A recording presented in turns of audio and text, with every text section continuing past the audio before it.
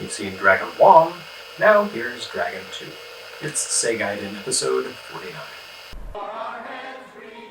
Nobody puts baby in a corner.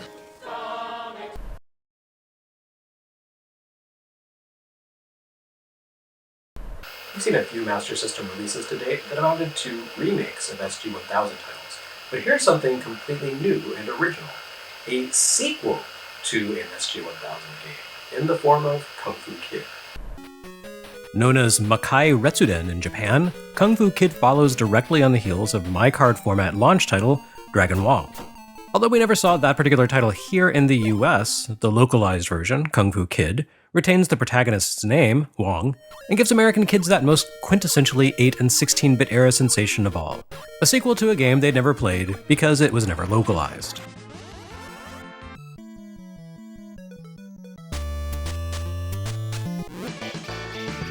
Even without checking the hero's name in the manual, though, SG-1000 veterans could probably have clocked this as a Dragon Wang follow-up in two ways. First, the third stage revisits that game's dojo format, where you traverse the scenery by leaping between floors. And secondly, the enemies have that same quirky way of getting in one another's way and blocking their allies' passage. Overall, though, Kung Fu Kid feels light years ahead of its predecessor. It naturally looks much better than the older game, and it plays a lot better too. The controls feel more fluid, and Wang leaps, kicks, and crouches through a haunted version of presumably ancient China with grace and style. You can also tell this is a Master System game because it has reversed button controls. Sega. The Master System connection is Kung Fu Kid's greatest shortcoming. As much as it benefits from the hardware's capabilities, the console has seen no lack of games in this vein in the space of 2 years. Kung Fu Kid pummels my hero, leaves it bruised and bloody. But I'd call it a step down from Black Belt, or at the very least, it's an even fight. The one big advantage I'd hand to Kung Fu Kid is that Sega didn't rework the content for Western release, so where Black Belt loses its Fist of the North Star connections, Kung Fu Kid undeniably centers on Chinese horror. Besides legions of martial artists, you also face off against hopping vampires, clockwork dolls that launch body parts at you, and, lobsters. I'm not really sure what the lobsters are all about, but I don't mind their presence since you can punt them across the screen to turn them into projectiles that can clear out a throng of bad guys. Wang himself feels pretty fragile, taking a modest amount of damage from enemies who cling to him in the classic Spartan-X style, and suffering huge health loss from direct enemy attacks. Bosses, clockwork projectiles, and for some reason lobsters, shave off something like a quarter of his energy with a single attack. You will of course be completely unsurprised to learn that Kung Fu Kid offers you only 3 lives and 0 continues. I would consider this the game's biggest disadvantage. The action turns into something more than a simple belt scroller beginning with the multi-tiered third stage, but that's also where the difficulty takes its usual Sega spike. So every time you play Kung Fu Kid, you have to slog through a couple of very straightforward stages where enemies beset you with precise frequency, so that if you stop to take them all out, you can only inch forward. This quickly leads you to pursue exploits and alternate strategies. For example, you can easily turn the bad guys' inability to walk around one another into a way to herd and kite foes. Only 3 enemies can appear on screen at a time, lobsters accepted, so you can cluster martial artists behind the slower-moving kyonchi, and simply walk unimpeded to the end of the stage. This of course presents your score from ever increasing, which means no extra lives for you, and it also means that you can't collect power-ups. After you kill a set number of enemies, a dozen or so, you receive a small power-up icon that adds a small number of expendable projectiles to your arsenal. These appear to be cards, so I assume they're meant to be joss paper or prayer cards, which you can toss at the undead legions to burn them away. These amulets become essential tools once the action heats up in Stage 3, which is also the point at which the passages become too constrictive and complex for the blocking strategy to work. So if you breeze through the first 2 stages without killing enough enemies to build up a joss stockpile, you'll enter the back half of the game woefully unprepared. This almost makes for an interesting risk-reward scheme, except that the process of beating down infinite streams of bad guys who leave you no room to breathe or move isn't actually all that interesting. Replays consist of slogging through these early chores in order to have a crack at the trickier and more dynamic later stages. A game design philosophy we all tolerated back in the 80s, but only because we didn't know there could be any other way. Then again, maybe the Joss stockpile doesn't matter that much, since you can't use them against bosses. Instead, you'll find victory here in the form of jump kicks. Every boss seems like an invincible evil spirit meat wall until you realize that you can just jump kick them to death.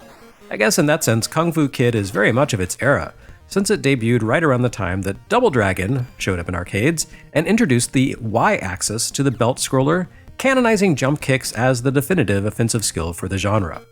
Well, Kung Fu Kid doesn't quite carve a place for itself among the Master System's true classics, but it does have some charm. I wouldn't mind seeing a modern reinterpretation of this in Dragon Wang. Not the slavish remake approach of Alex Kidd in Miracle World DX, mind you, but an expanded and less tedious take on the game. But failing that, I'm going to stick with Black Belt.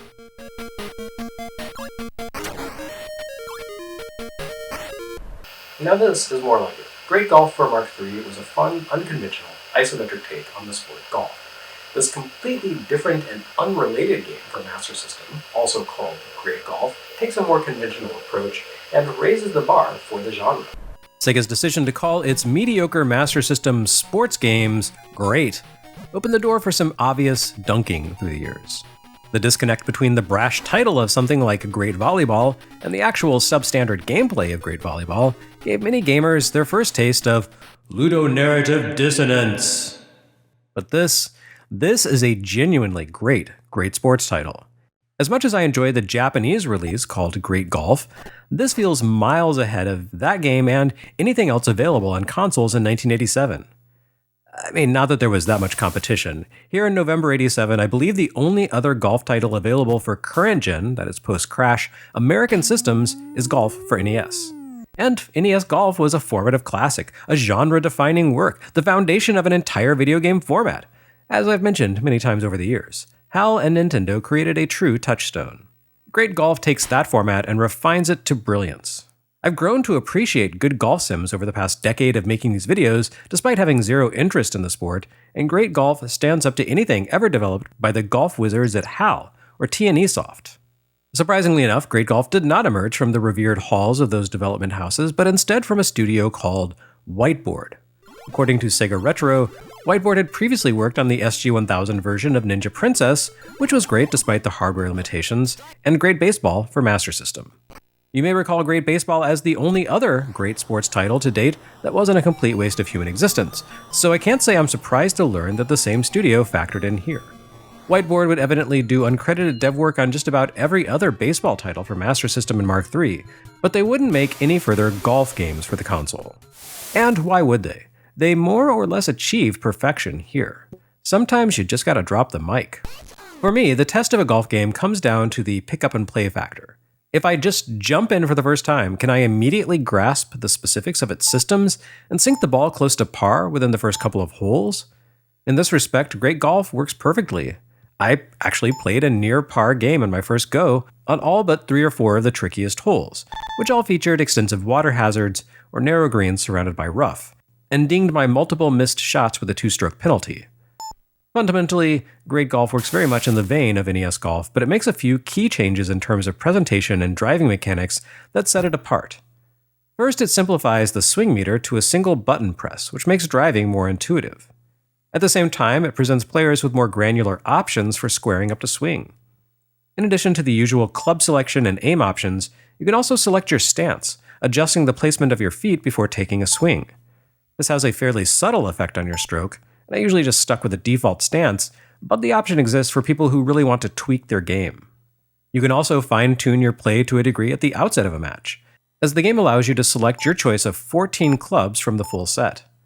The initial club selection menu is kind enough to display the maximum range for a given club, which can be a big help in making sure you've covered your bases, and also goes a long way toward making club selection more intuitive for non-golfers like me.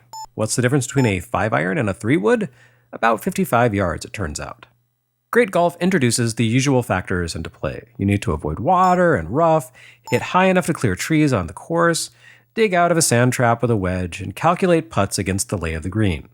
The game gives you a pretty minimalist interface, a windowed overview with basic stats to the side of the golfer's eye view, but it allows you to press button 2 at the outset of a stroke to take stock of other factors. This allows you to see the slope and grade of the putting green on your final approach, or determine the relative direction and strength of the wind before taking aim. This is important because Great Golf adopts its player viewpoint angle from PC golf sims, or more relevantly, from Sakuda Original's Match Play Golf. Rather than giving you a simple abstraction of your avatar's view of the course as in NES Golf, The game calculates your actual view based on where you landed your last shot.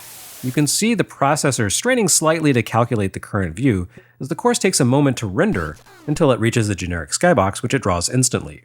This allows Great Golf to give you a proper perspective on the course, with various elements like trees and sand traps depicted accurately to your duffer's position on the green. It's an impressive effort that more than justifies the second or two that it takes the Master System to plot your current view of the course. It can take some practice to learn to read the visuals, but it really does offer an extraordinary sense of immersion for a 1987 golf game. It makes sense that the developers of Great Baseball, which led the industry's charge into borrowing the in-close pitching viewpoint accolade pioneered with hardball, would go this route. But Great Golf goes far beyond the earlier game to put players into the action. This becomes clear once you hit the ball counter to a prevailing wind. The way the golf ball recedes into the distance, arcing in one direction and then back toward the hole, makes the passive sport much more exciting by giving you a visual read on each shot. The ball's movement and placement on the dynamic course doesn't always totally line up with the reality. Sometimes the ball will appear to have landed in a sand trap while actually laying on the green, or vice versa, but the course overview map helps clarify the fine details. And anyway, that's a small complaint given just how well Great Golf manages to pull off all of this. For an 8-bit sports title, Great Golf has a remarkably realistic feel that makes it a joy to play, even on the merciless gimmick holes full of hazards. And Great Golf holds another fun surprise, too. It's the second US Master System release to feature a secret FM synthesis soundtrack, a holdover from the Mark III version, Master Golf.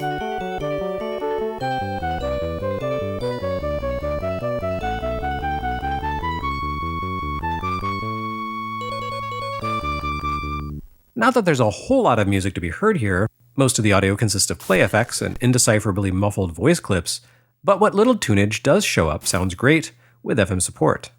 All in all, it's an unexpected standout at the Master System library, and very likely the best 8-bit golf title to reach US consoles until the 1991 arrival of NES Open Tournament Golf. And for those who pine for the fact that this developer nailed the golf genre and didn't return to it on Master System, don't despair.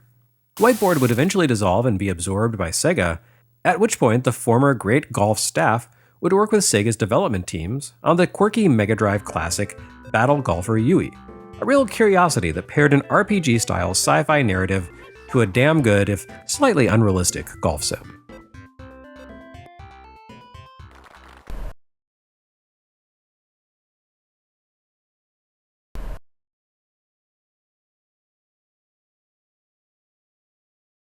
Next time on Segaiden, we arrive at our zillionth episode.